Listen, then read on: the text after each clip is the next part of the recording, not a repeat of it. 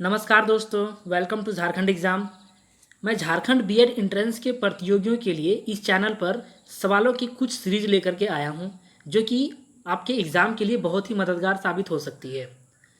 दोस्तों, ये teaching aptitude शिक्षण अभिरुचि के 40 प्रश्नों का सेट है और मैं ऐसे ऐसे और भी सेट अभी लेके आ रहा हूं। तो देरी ना करते हुए शुरुआत करते हैं। सवाल नंबर 1। कम गति से सीखने वाले बच्चों की मुख्य विशेषता होती है। कम गति से सीखने वाले बच्चों की मुख्य विशेषता ये होती है कि उनमें किसी न किसी प्रकार की अक्षमता होती है जो उनके ज्ञानार्जन व शैक्षिक उपलब्धि को प्रभावित करता है। इसलिए सही उत्तर ऑप्शन ये हो जाएगा। और ये चीज़ कहीं ना कहीं साइकोलॉजिकली और बायोलॉजिकली दोनों तरीके से प्रूव्ड है कि जो बच्चे किसी न किसी तरीके से दिव्यांग होते हैं या उनमें किसी प्रकार की अक्षमता होती है तो सीखने में वो कुछ ना कुछ प्रभावित होते हैं, जो कि जल्दी नहीं सीख पाते हैं। अगला सवाल। दृष्टि दोष से युक्त बच्चों को आकृतियों का ज्ञान देना चाहिए। दृष्टि दोष से युक्त बच्चों को हम लोग उनको दिखा करके किसी भी चीज़ का तो ज्ञान नहीं दे सकते, तो उनको हम लोग त्रिआयामी आकृतियों का स्पर्श द्वारा मीन्स 3D चित्रों का स्पर्श करके हम उन्हें ज्ञान दे सकते हैं। अगला सवाल। निम्नलिखित में से कौन सी अक्षमता केवल जन्मजात होती है? इसका सही उत्तर है ऑप्शन सी, मूक बधिर, क्योंकि यह एक ऐसा दोष है या एक ऐसी अक्षमता है जिसमें से ना वो बोल सकता है और ना ही वो सुन सकता है। क्योंकि दृष्टि दोष जन्म के बाद भी हो सकता है, श्रवण दोष बाद में भी हो सकता है, मंद बुद्धि बाद में भी हो सकता है, लेकिन मूक बधिर ये जन्मजात होती है। अगला सवाल। निम्नलिखित में से कौन सी इकाई का उपयोग सुनने की क्षमता की जांच हेतु किया जाता है? तो सुनने की क्षमता की जांच हेतु किया जाने वाला जो इकाई है उसे डेसिबल बोलते हैं। अगर एक साधारण इंसान की बोला जाए या बात करी जाए तो 0 to 180 डेसिबल तक वो सुनने के काबिल रहता है या फिर सुन सकता है।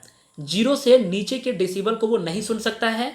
और अगर साधारणतः बात की जाए तो 0 to 85 तक के डेसिबल तक की सुनने की जो इकाई क्षमता होती है वो अच्छी मानी जाती है। अगर 85 डेसिबल के बाद अगर वो सुनता है तो उसके कानों को आघात पहुंच सकता है। अगला सवाल। किस प्रकार के बच्चों की शिक्षा हेतु सांकेतिक भाषा का प्रयोग किया जाता है? तो सांकेतिक भाषा का प्रयोग करने के लिए हम मूक बधिर बच्चे के लिए उपयोग करते हैं, क्योंकि ये तब ना तो सुन सकते हैं और ना ही बोल सकते हैं। अगला सवाल। निम्नलिखित में से कौन सा वाद बच्चों को अपनी ज्ञान स्वयं निर्माण करने का अवसर प्रदान करता है? इसका सही जवाब हो जाएगा ऑप्शन सी, रचनावाद, क्योंकि इसमें से अपने तरीके से वो बना सकते हैं और दिमाग लगा सकते हैं, तो इसलिए उसमें सबसे ज़्यादा क्रियात्मकता की ज़रूरत पड़ती है। इसलिए रचनावाद से वो सबसे ज़्यादा सीख सकते हैं और अपने ज्ञान को बढ़ा सकते हैं। ऑप्शन सी सही हो जाएगा। अगला सवाल। समाज मिति तकनीक का प्रयोग किया जाता है। समाज मिति तकनीक का प्रयोग सामाजिकरण की जांच के लिए किया जाता है। अगला सवाल। आर्थिक स्तर का प्रभाव निम्नलिखित में से किस पर नहीं पड़ता है? तो आर्थिक स्तर का प्रभाव ये सब पर पड़ता है। आत्मसम्मान पर भी पड़ता है, उच्च संस्थानों में प्रवेश करने के लिए भी पड़ता है, जीवन यापन पर भी पड़ता है, लेकिन सीखने की क्षमता पर आर्थिक असर का कोई प्रभाव नहीं पड़ता है। इसलिए सही उत्तर ऑप्शन बी हो जाएगा। अगला सवाल।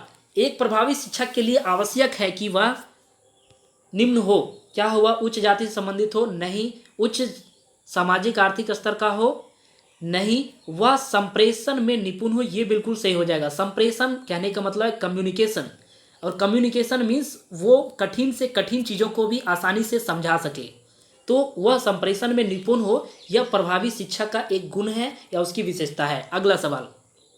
निम्नलिखित में से कौन सी सृजनात्मकता की विशेषता नहीं है? सृजनात्मकता मीन्स क्रिएटिविटी, वो आगे कुछ बना सकता है, तो ऑप्शन सी आपका सही होगा, अपरिवर्तनशीलता, मतलब कोई ऐसा काम ही नहीं होगा जिसमें बदलाव ना हो, तो सृजनात्मकता की विशेषता नहीं है ये, क्योंकि वो कुछ ना कुछ अगर बनाएगा तो नया उसमें बनेगा ही बनेगा और वो कुछ सीखेगा। इसलिए ऑप्शन सी सही हो जाएगा। सृजनात्मकता की विशेषता नहीं है, अपरिवर्तनशीलता। अगला सवाल। बाल्यावस्था को जीवन का अनोखा काल किसने बताया है? तो एक मनोवैज्ञानिक साइंटिस्ट हुए हैं कोल एवं ब्रूस ने। इन्होंने कहा था कि बाल्यावस्था का जीवन एक अनोखा काल है। कोल एवं ब्रूस ने बताया था। अगला सवाल। दोहराने की प्रवृत्ति होती है, ये हम लोग के सबके साथ में गुजरा है कि दोहराने की प्रवृत्ति सबसे ज़्यादा किस में होती है? तो शैशवावस्था में। और हम लोग एक लाइव एग्जाम्पल भी देख सकते हैं अपने घर में कि जब बहुत ज़्यादा बच्चे होते हैं तो उसमें दोहराने की प्रवृत्ति ज़्यादा होती है, एक ही वर्ड को 2-3 बार बोलते हैं। तो सही उत्तर शैशवावस्था हो गया, ऑप्शन बी। अगला सवाल, जीवन की किस अवस्था को सुखद वर्षा तथा प्रकाश की अवस्था कहा जाता है? ऑप्शन सी सही होगा, किशोरावस्था को सुखद वर्षा तथा प्रकाश की अवस्था भी कहा जाता है। और एक चीज और, किशोरावस्था को आंधी तूफान का भी समय कहा जाता है। अगला सवाल, जीन्स को छोड़कर वे सभी चीज जो व्यक्ति को उत्तेजित व प्रभावित करता है क्या कहलाता है? ऑप्शन ए सही होगा, वातावरण, क्योंकि वातावरण में जाने के बाद हम लोग के शरीर का डोपामिन हार्मोन स्राव होता है, जिसको हम लोग खुशी का भी हार्मोन बोल सकते हैं। इसमें इंसान अत्यधिक उत्तेजित और प्रभावित होता है, तो ऑप्शन ये आपका सही होगा। अगला सवाल, बालक के सामाजिकरण में निम्नलिखित में से कौन सी प्रक्रिया का योगदान होता है?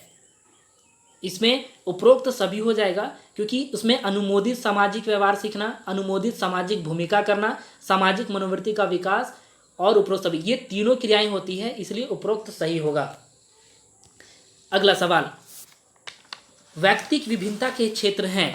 व्यक्तिक विभिन्नता के क्षेत्र सब जगह हैं, यहाँ पर यह भी उपरोक्त सही होगा, क्योंकि लिंग भेद, शारीरिक संरचना, मानसिक योग्यताएं, ये सारे व्यक्तिक विभिन्नता के क्षेत्र हैं, इसलिए ऑप्शन डी होगा, उपरोक्त सभी।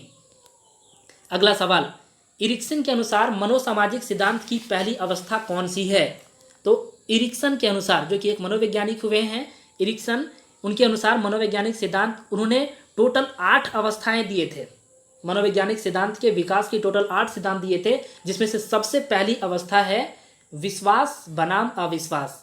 अगर उनके 8 की बात की जाए तो सबसे पहला हमने देख लिया विश्वास बनाम अविश्वास, दूसरा है स्वायत्तता बनाम लज्जा, 2 नंबर, तीसरा में है पहल बनाम अपराध, और 4 है परिश्रम बनाम हीनता, पहचान बनाम पहचान भ्रांति, और आत्मीयता बनाम अलगाव, उत्पादकता बनाम स्थिरता, और संपूर्णता बनाम निराशा। ये टोटल 8 सिद्धांत हैं जो विकास के सिद्धांत, मनोवैज्ञानिक विकास के सिद्धांत की अवस्था है, जिन्होंने इरिक्सन दिया था।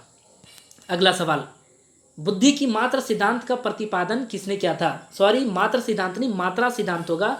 बुद्धि की मात्रा सिद्धांत का प्रतिपादन थॉर्नडाइक, जो भी एक मनोवैज्ञानिक हुए हैं, थॉर्नडाइक ने बुद्धि की मात्रा का सिद्धांत का प्रतिपादन किया था।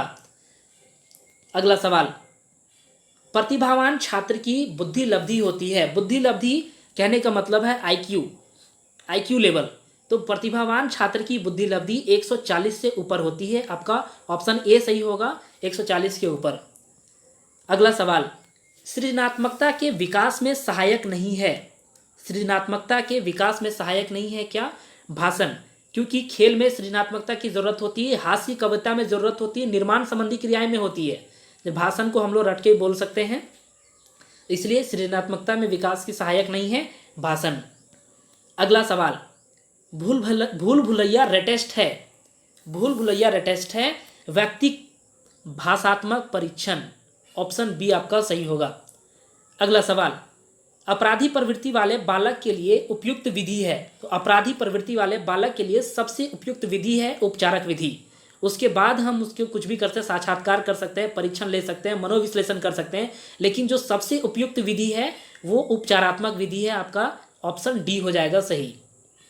अगला सवाल, पिछड़ा बालक वह है जो अपने अध्ययन के मध्यकाल में अपनी कक्षा का जो उसकी आयु के अनुसार एक कक्षा के नीचे का है करने में असमर्थ रहता है। यह कथन किसका है? यह कथन मनोवैज्ञानिक बर्ट का है। ऑप्शन ये आपका सही हो जाएगा। अगला सवाल, विशिष्ट बालकों के प्रमुख प्रकार हैं। तो विशिष्ट बालकों के प्रमुख प्रकार ये सभी हो जाएंगे, दृष्टिबाधित, अस्थिबाधित, श्रवण बाधित, उपरोक्त सभी हो जाएगा। ऑप्शन डी आपका सही है। अगला सवाल, संघर्ष का सामान्य अर्थ है। संघर्ष का सामान्य अर्थ है उपरोक्त सभी। विपरीत विचार हो सकते हैं, विपरीत इच्छाएं भी हो सकते हैं, विपरीत उद्देश्य भी हो सकते हैं। तो संघर्ष का सामान्य अर्थ हो सकता है उपरोक्त सभी इस ऑप्शन के अनुसार। अगला सवाल, सीखने के सफल अनुभव अधिक सीखने की प्रेरणा देते हैं। यह कथन किस मनोवैज्ञानिक का है? तो यह कथन फ्रेंडसन का है, जो कि एक मनोवैज्ञानिक हुए हैं। इन्होंने कहा था कि सीखने के सफल अनुभव अधिक सीखने की प्रेरणा देते हैं, मीन्स अधिक जानने में जागृत होते हैं, कि अगर कोई भी चीज़ वो एक बार जान ले तो। ऑप्शन सी आपका सही होगा, फ्रेंडसन। अगला सवाल, सीखने की उपयुक्त प्रक्रिया है। तो सीखने की सबसे जो उपयुक्त प्रक्रिया है वो है सरल से कठिन। अगर हम लोग सबसे पहले जोड़ ना सीख करके अगर मल्टीप्लिकेशन सीख जाएं, भाग सीख जाएं, तो ये पॉसिबिलिटी नहीं है।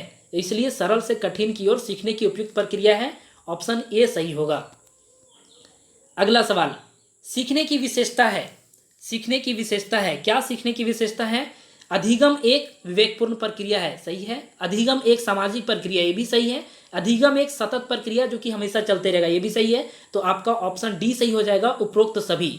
सीखने की विशेषता है उपरोक्त सभी। अगला सवाल, अधिगम का शिक्षा में योगदान है। तो अधिगम का शिक्षा में क्या योगदान है? व्यवहार परिवर्तन में, एकदम सही है कि अधिगम का शिक्षा में योगदान है, व्यवहार परिवर्तन में हो सकता है, समायोजन में हो सकता है, एडजस्टमेंट में, नवीन अनुभव प्राप्त करने में, हाँ ये भी हो सकता है। तो ये ऑप्शन डी सही हो जाएगा, उपरोक्त सभी। अधिगम का शिक्षा में योगदान है उपरोक्त सभी, व्यवहार परिवर्तन, समायोजन और नवीन अनुभव प्राप्त करने के लिए। अगला सवाल, मैस्लो के अनुसार मूल आवश्यकताएं कितने प्रकार की होती है? मैस्लो, अब्राहम मैस्लो जो कि एक साइंटिस्ट हुए, मनोवैज्ञानिक, इन्होंने ह्यूमन की आवश्यकताओं का प्रतिपादन किया था 1954 में। इन्होंने टोटल 5 नियम दिए थे जो कि बहुत ही इंपॉर्टेंट साबित हुए, जो कि मनुष्य के मोटिवेशन के लिए भी बहुत ज़्यादा सहायक होते हैं। इसमें हम लोग सबसे पहले बोल सकते हैं कि सबसे पहला जो होता है शारीरिक आवश्यकता का सिद्धांत, उसके बाद सुरक्षा की आवश्यकता होती है, फिर सामाजिक जरूरतों का, फिर सम्मान के लिए आवश्यकता और आत्म प्राप्ति की आवश्यकता। ये टोटल 5 प्राप्ति था या फिर 5 आवश्यकताएं थी, मूल आवश्यकताएं, जो कि मैस्लो ने बताया था 1954 में। अगला सवाल, अवधान को केंद्रित करने की आंतरिक दशा होती है। तो अवधान को केंद्रित करने की आंतरिक दशा नहीं होती है। अवधान को केंद्रित करने की आंतरिक दशा प्रकृति नहीं होती, क्योंकि ये बाह्य चीज़ है, हम लोग बाहर से देख करके इसका अनुभूति कर सकते हैं। ये आंतरिक दशा नहीं है, क्योंकि प्रकृति को अंदर में नहीं समा सकते हैं। अगला सवाल, प्राथमिक स्तर को शिक्षा होनी चाहिए, वो मूर्त होनी चाहिए, जीवन से संबंधित होनी चाहिए, रोचक होनी चाहिए। आपका ऑप्शन डी सही हो जाएगा, इन सभी प्रकार की प्राथमिक स्तर की शिक्षा होनी चाहिए।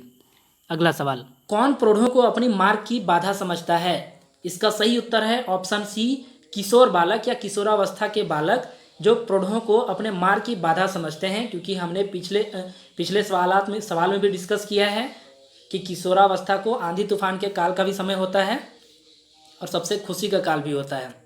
अगला सवाल, किंडरगार्टन पद्धति के प्रतिपादक हैं। तो किंडरगार्टन पद्धति एक ऐसा पद्धति जिसमें से बच्चे खेलते कूदते समझ सकते हैं या फिर सीख सकते हैं। तो इस पद्धति के प्रतिपादक हैं फ्रोबेल, जो एक मनोवैज्ञानिक हुए। फ्रोबेल ने किंडरगार्टन पद्धति का प्रतिपादन किया था। ऑप्शन ये आपका सही हो जाएगा। अगला सवाल, शिक्षा मनोवैज्ञानिक का प्रमुख कारक है। ऑप्शन डी आपका सही हो जाएगा, क्योंकि बालक की शिक्षा में रुचि जागृत करना ये भी शिक्षा मनोवैज्ञानिक का प्रमुख कारण है। बालक को अभिप्रेरणा देना, बालक के व्यवहार में सकारात्मक परिमार्जन करना, ये तीनों काम शिक्षा मनोवैज्ञानिक का काम है। इसलिए ऑप्शन डी सही हो जाएगा, उपरोक्त सभी।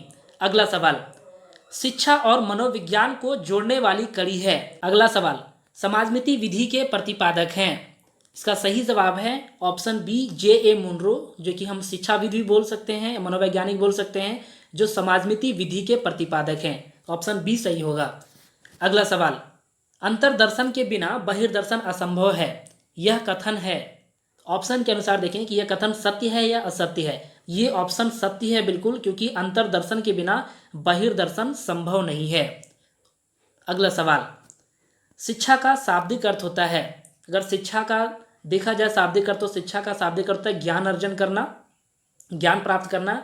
लेकिन ऑप्शन के अनुसार से देखते हैं, पालन पोषण करना, सामने लाना या नेतृत्व देना, ये सारा होता है। मीन्स ऑप्शन डी सही होगा कि शिक्षा का शाब्दिक अर्थ होता है पालन पोषण करना, सामने लाना या फिर नेतृत्व देना, मीन्स मैनेजमेंट सिखाना। अगला सवाल, और ये लास्ट सवाल है, शिक्षा की सफलता का रहस्य है। अगर शिक्षा की सफलता का रहस्य देखा जाए तो विशिष्ट ज्ञान, शारीरिक गठन, आकर्षक व्यक्तित्व, मनोविज्ञान का ज्ञान। तो ऑप्शन डी आपका सही होगा, मनोविज्ञान का ज्ञान होना शिक्षा की सफलता का रहस्य है। क्योंकि जो शिक्षक होते हैं उनको मनोविज्ञान का ज्ञान होना बहुत आवश्यक है, क्योंकि बहुत प्रकार के बच्चे को उनको हैंडल करना होता है, नेतृत्व करना होता है और हर बच्चे को सिखाना होता है। तो इसलिए उन्हें मनोविज्ञान का ज्ञान होना बहुत ही ज़्यादा जरूरी है। आपका ऑप्शन डी सही होगा। इस सीरीज में इतना ही। हम लोग मिलेंगे फिर नए सवाल और जवाब के साथ अगले सीरीज में। तब तक के लिए सेफ रहें, स्वच्छ रहें, घर पर रहें।